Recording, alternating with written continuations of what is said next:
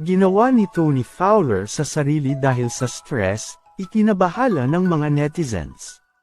Naging usap-usapan sa social media ang isang kontrobersyal na eksena, sa pinakahuling episode ng reality show ng Toro Family, kung saan kapansin-pansin ang tila hindi pangkaraniwang pag-uugali ni Tony Fowler. Maraming taga-subaybay ang nag-aalala na ang kanyang mga naging aksyon, ay maaaring sanhi ng matinding stress na kanyang dinadala. Sa episode, makikita sa bandang huli ng vlog, na ipapalabas pa lamang sa darating na Sabado, ang ilang nakakabahalang eksena kung saan lalo na't kilala si Tony bilang isang malakas at positibong individual.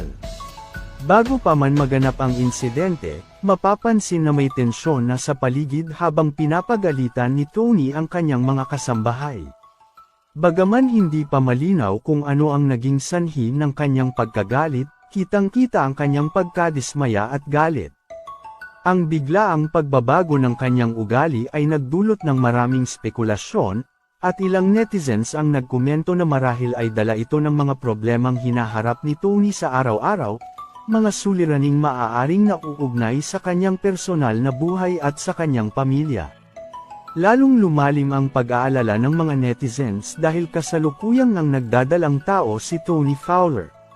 Komento ng ilan na malaki ang posibilidad na nararamdaman din ni Baby Tyron ang kabigatan sa puso ni Tony, at maaari itong magkaroon ng hindi magandang epekto sa development ng kanyang baby.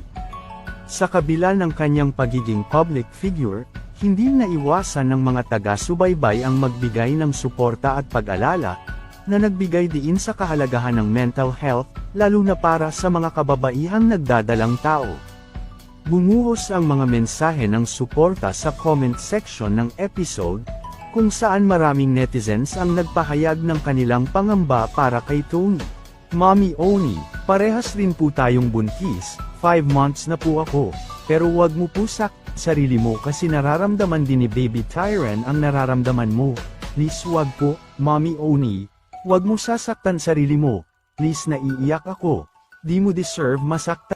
Grabe mommy, ramdam kita sa stress mo sa pagbubuntis. May time din po ako na nasasaktan ko na sarili ko. Pero kinakaya ko para sa baby ko. Mommy kaya mo yan, konting kembot na lang.